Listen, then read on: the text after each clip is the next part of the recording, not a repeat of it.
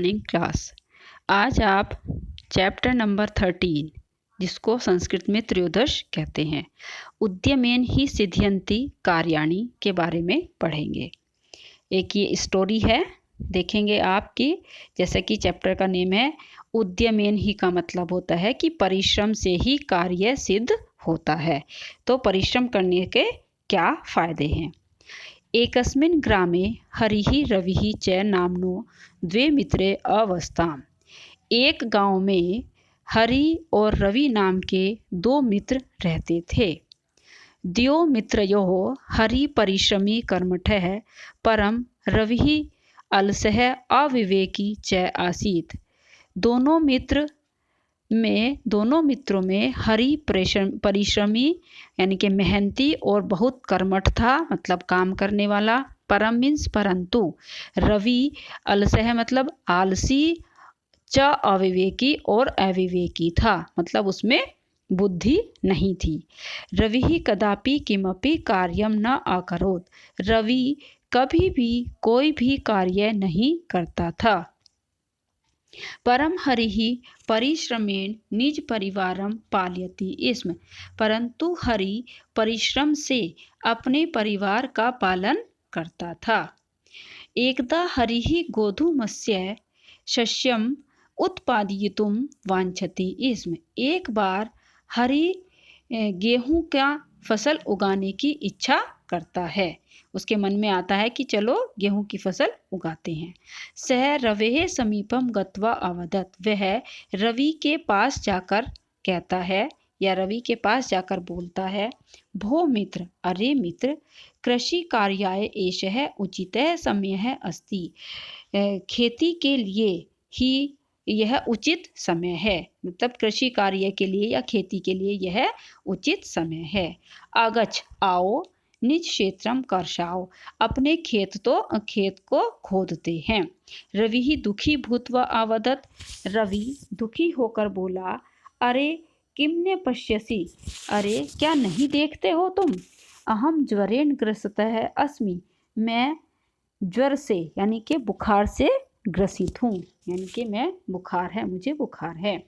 कृपया मम क्षेत्रम अपि कर्षः, कृपा करके मेरा खेत भी खोद दो।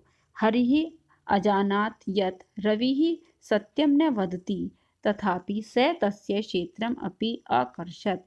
हरि जानता था कि रवि सत्य नहीं बोलता है, फिर भी, तथापि मीन्स फिर भी, स मीन्स उसने, उसका, स मीन्स उसने, तस्य मीन्स उसका खेत भी खोद दिया। अन्यस्मिन् अहनि मार्गे रविम दृष्ट्वा हरिः तम आवदत्। एक बार फिर से मार्ग में रवि को देखकर हरि ने उससे कहा, मित्र, मया सह चल, मेरे साथ चलो।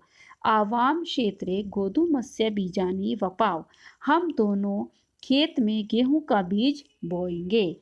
रवि ही आलस्येन आवदत्। रवि ने फिर आलस्य में बोला, तो तुम चलो, अहम आगच्छामि, मैं आता हूँ। हरि ही एकाकीएव आगच्छत्। हरि अकेला ही चला गया। रवि ही गृहं गत्वा अस्वपत्। रवि ने क्या किया, घर जा कर के सो गया। कतिपयेभ्यः दिनेभ्यः अनन्तरं हरिः पुनः रविम् आवदत्। कुछ दिन के बाद फिर रवि से बोला, हरि जो है फिर रवि से बोला कुछ दिनों के बाद, रवे अहम तव क्षेत्रे बीजानि आवपम। रवि, मैंने तुम्हारे खेत में बीज बोया है। मया सह चल, मेरे साथ चलो। क्षेत्राणि जलेन सिंचाव, खेत को जल से सींचेंगे या खेत को जल से सींचना है।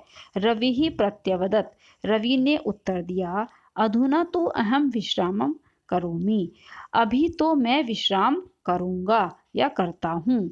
तुम चलो, विश्रामं कृत्वा अहम अवश्यमेव आगमिष्यामि, विश्राम करके मैं अवश्य ही आऊँगा। एवं हरिः तस्य क्षेत्रम जलेन असिंचत्। हरि ने जो है उसका खेत भी जल से सींच दिया। कालांतरम शस्य कर्तितुम समयः आगच्छत्। अब समय के बाद समय बीतता गया, जैसे जैसे वो सींचता रहा उसका खेत भी, लेकिन कालांतरम मतलब कुछ समय के बाद शस्य कर्तुम् फसल को काटने का समय आ गया। उद्यमी हरिः मित्रस्य समीपम गत्वा अवदत्।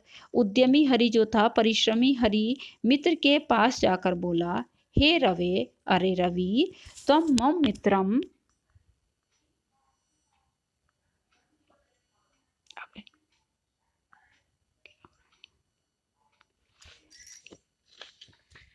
त्वं मम मित्रम असि, तुम मेरे मित्र हो, इत्यर्थम वदामि, इसलिए कहता हूँ। माँ प्रमद, आलस्य छोड़ दो। माँ मतलब मत, प्रमद मतलब आलस्य, आलस्य मत करो। पक्वम शस्य कर्तितुम समयः एषः, पकी हुई फसल को काटने का समय यही है।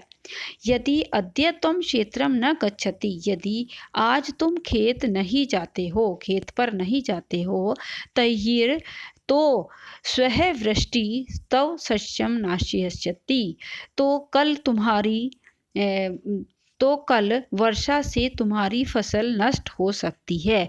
नाशिष्यति नष्ट हो सकती है। अकर्मण्य रवि ही मूर्ख है अपि आसीत, वो रवि जो है अकर्मण्य तो था ही, मतलब काम तो करता ही नहीं था, बिना कर्म वाला था, परंतु वो मूर्ख भी था। स हरिणा स न अगच्छत, उसने वह हरि के साथ नहीं गया। हरि स्वशस्यम कर्तित्वा गृहम आनयत सुरक्षिते स्थाने च व्यवस्थापयत, हरि अपनी फसल को काटकर घर ले आता है और सुरक्षित स्थान पर व्यवस्थित कर देता है, रख देता है। अन्यद्यु आसारः वृष्टि अभवत, और अन्यथा मूसलाधार वर्षा हो गई, मतलब उसको था कि कहीं बारिश ना आ जाए, तो मूसलाधार, आसार है मतलब मूसलाधार, वृष्टि मतलब वर्षा, अभवत मतलब हो गई, तो मूसलाधार वर्षा हो गई। रवेः शस्यम वृष्टौ प्रावहत, रवि की फसल बारिश में प्रावहत मतलब बह गई। अब बह नहीं थी, सब उसने इतना काम कर दिया, बीज बो दिया, सींच दिया, खोद दिया उसका खेत, तो अब काटना तो उसी का काम था ना, और दूसरा इतना तो नहीं कर सकता हमारा कोई भी काम, और अगर हम इतना काम करने पे भी दूसरे की हेल्प को ना समझें या अपना काम टाइम पर ना करें, तो हम बहुत बड़े मूर्ख हैं। तो रवेः शस्यम वृष्टो प्रावहत, रवि की फसल बारिश में बह गई। अलसह रवि, आलसी रवि, आत्मानम मूषितम मत्वा, अपने आप को मूर्ख मानकर, मूषितम मतलब मूर्ख, मत्वा मतलब मानकर, नष्टम शस्य पश्यम, नष्ट हुई फसल को देखकर, शिरः धृत्वा, सिर को पकड़कर, तत्र एव अतिष्ठत, वहीं बैठ गया। बैठना ही था, जब देखा कि मेरी तो सारी खड़ी की खड़ी पूरी तैयार फसल जो है बह गई वर्षा में, तो उसे तो बैठना ही था सिर पकड़ के। तो सत्य में उक्तम, सत्य ही कहा गया है। उद्यमेन ही सिद्ध्यन्ति कार्याणि न मनोरथैः, उद्यमेन मतलब परिश्रम से ही, सिद्ध्यन्ति कार्याणि कार्य सिद्ध होता है, यानी कि सफल होता है।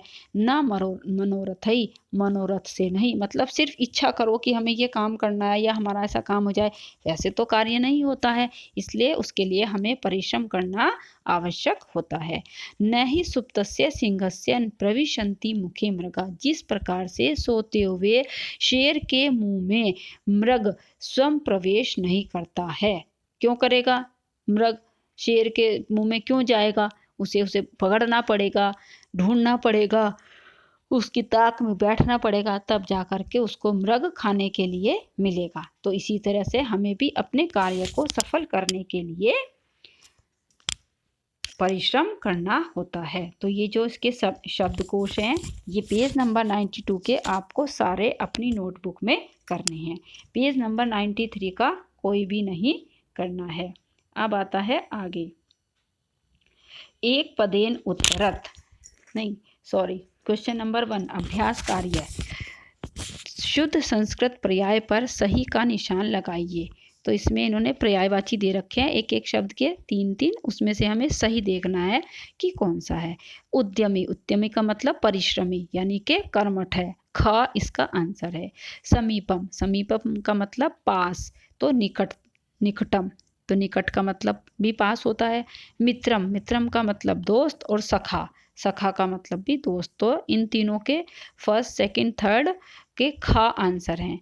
फिर है वांछति, वांछति मतलब इच्छति, तो इसका भी खा आंसर है।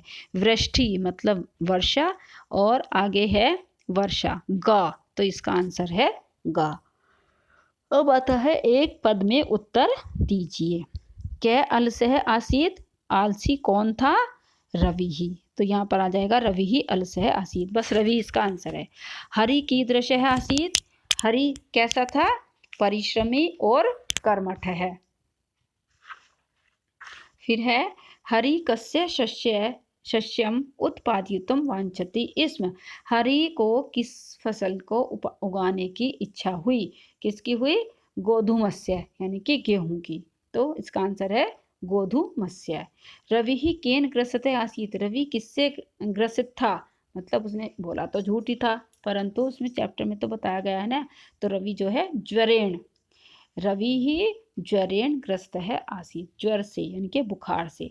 रही क्षेत्रे कानी अपवत, हरि ने खेत में क्या बोया था? गोधूमस्य बीजानी, तो इसका आंसर होता है गोधूमस्य बीजानी। अब आता है पूर्ण वाक्य उत्तरत, ये वाला क्वेश्चन आपको हम असाइनमेंट्स में लिख करके भेजेंगे, आप उसमें से देख लीजिए, और आगे जो भी वर्क है वो आपको असाइनमेंट में मिल जाएगा। उसमें से सिर्फ आपको नोटबुक में सारे वो जो बताए हैं पेज नंबर 92 के शब्द अर्थ, और जो हम आपको हिंदी अनुवाद भेजेंगे जिस पैराग्राफ की, वो पैराग्राफ, और क्वेश्चन नंबर 3, ये आपको नोटबुक में करने हैं। और जो भी वो होगा, क्वेश्चन नंबर 4 है कहानी के क्रमानुसार वाक्यों को लिखिए, इसको छोड़ दीजिए। और क्वेश्चन नंबर 5 आपको बुक में ही करना है, वो भी आपको इसमें भेज दिया जाएगा असाइनमेंट्स में। Okay, thank you.